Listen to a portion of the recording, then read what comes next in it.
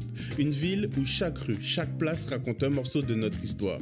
Avec environ 15 000 habitants, Pointe-à-Pitre est connu pour son effervescence, ses marchés colorés, son architecture coloniale et ses lieux chargés d'émotions. C'est ici qu'ont vécu et grandi de grandes figures comme Saint John Perse ou encore Maryse Condé. Et c'est ici aussi que se sont déroulés des moments marquants de notre histoire collective. Mais au-delà de tout ça, Pointe-à-Pitre, c'est un carrefour de culture, un lieu où la tradition et la modernité cohabitent au quotidien. Dans cet épisode, on a voulu prendre le temps de redécouvrir cette ville. Et pour ça, on va commencer avec François Xavier, un passionné qui met en valeur le savoir-faire de notre île dans le domaine culturel et artisanal. Avec lui, on va discuter, découvrir des coins emblématiques et faire un petit tour en tuk-tuk dans les rues de Pointe-à-Pitre pour ressentir l'âme de cette ville autrement. Vous êtes prêts? Allez, on embarque ensemble pour cette balade au cœur de Pointe-à-Pitre. Let's go, c'est parti! FX, ils sont... Wagwan. Longtemps pas tes vignes là. Eh bien, on content que là, justement, on content que vous venez joindre nous la Pointe Jaude là. Et comme tu dis, dans cette rue. Elle est iconique. Hein, carrément iconique. Et on est devant également un bâtiment iconique, puisque c'est la plus ancienne mairie de la ville qu'on peut voir encore aujourd'hui, tu vois. Et elle porte le nom d'un illustre personnage qui me tient particulièrement à cœur, qui est Achille René Boisneuf. Et dont j'ai la chance de porter le nom moi aussi, puisque c'est mon arrière-grand-père. Ok. Donc tu vois, il a été maire dans cette commune de Pointe-à-Pitre, il a été maire dans cette mairie, et donc la rue également porte son nom, et pour moi, il y a un gros symbole autour de ça, et toute mon activité tourne autour de cette rue, non seulement parce qu'on a le terminal de croisière à côté, et que mon activité tourne beaucoup autour du tourisme, mais surtout parce que la rue ça porte va plus son loin nom. que ça. Ouais, voilà, il y a quelque chose de plus profond pour moi, tu vois. Ok. Voilà. Et donc le plus simple, c'est encore que je te montre carrément. Donc on va aller faire un tour là-bas. Je te suis. Et je vais te montrer tout ce qu'on a mis en place. C'est parti.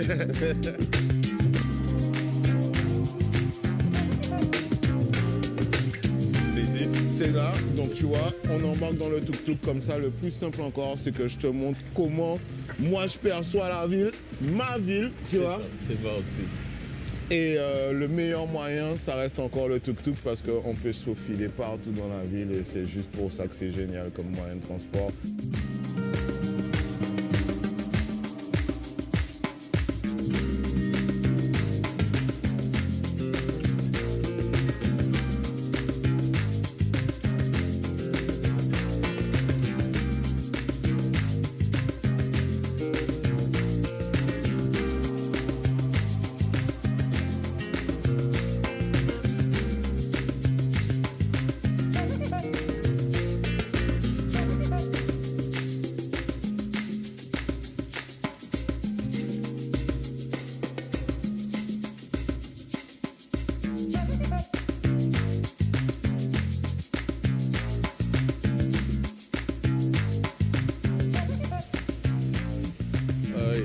Pourquoi tu voulais qu'on s'arrête ici?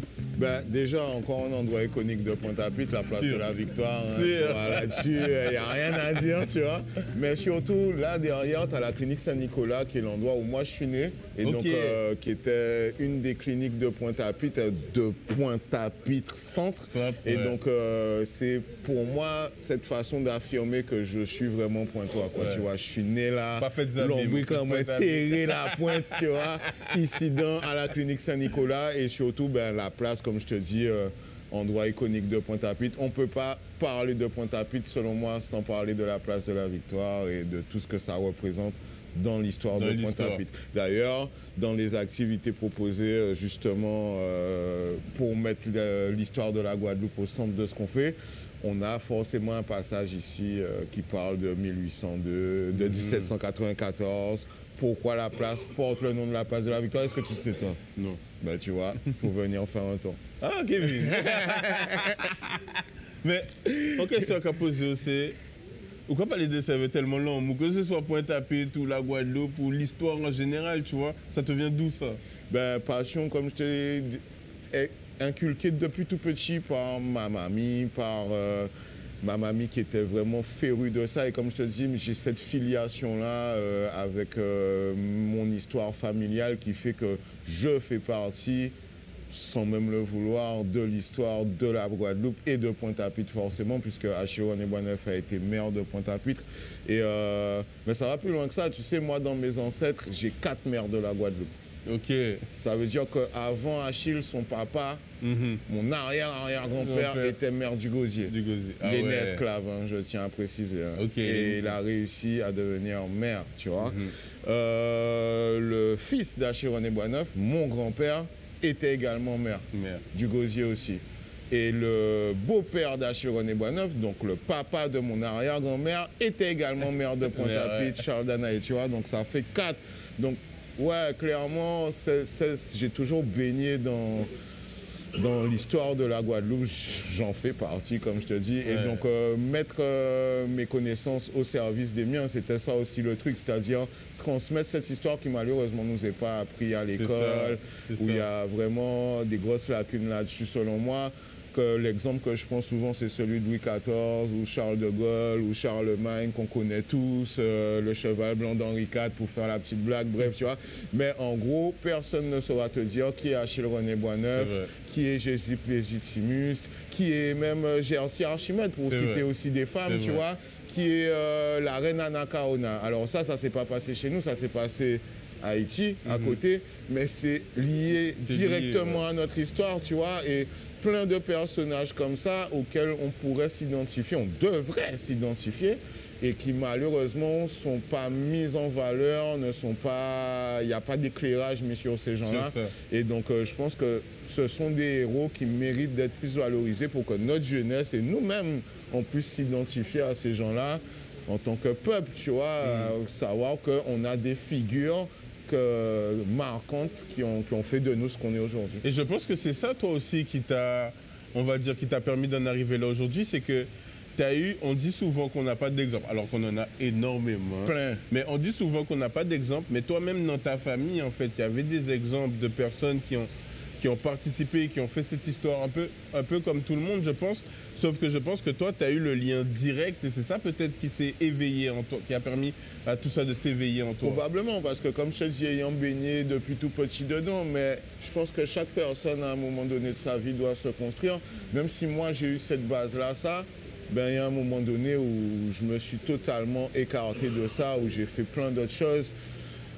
Pas forcément super cool non plus. Et en fait, justement, quoi qu'il arrive dans ton éducation, tu gardes toujours une base parce qu'on t'a donné quelque chose et c'est quelque chose que tu vas garder enfoui quelque part en toi, en fait, tu vois.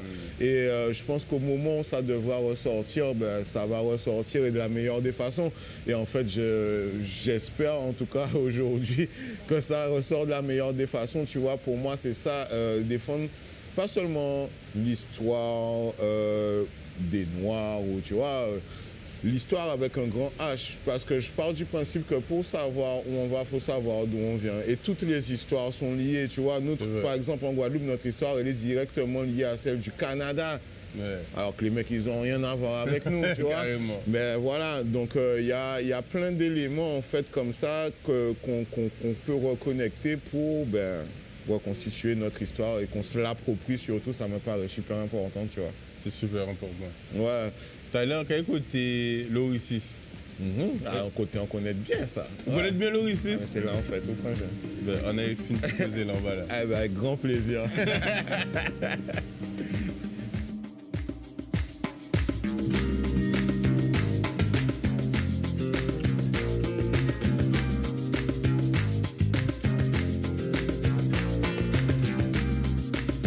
Donc c'est l'Oricis.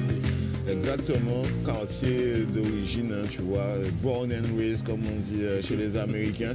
Et donc l'Oricis, pour moi, ça représente vraiment quelque chose d'important. C'est cette culture populaire de Pointe-à-Pitre déjà liée directement à la pêche, tu vois. On a grandi avec cette ambiance-là, les bouteilles cacaillées, poissons, les marailleurs, etc., etc.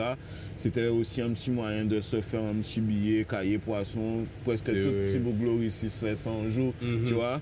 Ou bien aller chez Crabe en Mangla, ou tu vois, c'était notre vie. Et en fait, c'est ce qui était intéressant dans ce quartier-là, c'est qu'on était en ville, mais en même temps, on était, comme dirait Fokli, ni pouli ni vache, ni cochon, tu vois. En vrai, tu étais en ville sans avoir l'impression d'être en ville. Ouais. Et donc, les quartiers de Pointe-à-Pitre, comme Lauricis, comme Washington, comme tout ça, à mon époque, en tout cas, tu vois, ont vu justement arriver toute ma génération qui ont emmené la vague de hip-hop créole, les N.O. Clan pour nous, les Kawikera Cool et tout ça, qui ont aussi modifié en fait le paysage artistique de la Guadeloupe, qui ont fait rentrer tous les jeunes aujourd'hui qu'on voit qui font du son et tout ça.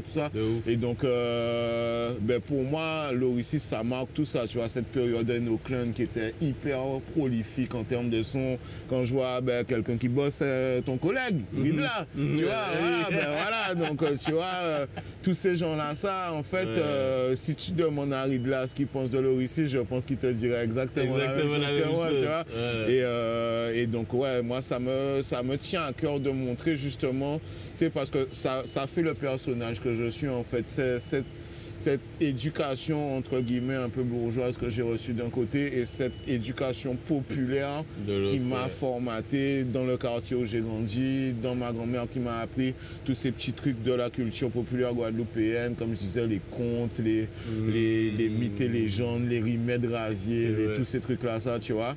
Et donc, je pense que c'est ça qui fait la personne que je suis aujourd'hui. Et fixe. Merci beaucoup d'avoir pris le temps. C'est moi. Merci à toi déjà d'avoir pris le temps d'être venu me voir et me permettre de dire tout ça et de m'exprimer là-dessus. Merci du fond du cœur, mon frère. Super discussion. Là, quand il voit Anthorium, vous connaissez? Très bien, Anthorium, alors groupe mythique de la Pointe, comme je citerai d'autres, Double Face, Gambo, etc. Et en tant que petit pointois, donc qui a été à l'école depuis la maternelle à Pointe-à-Pitre. Et donc nous, on faisait le défilé des écoles de Pointe-à-Pitre tous les, je crois que c'était samedi gras.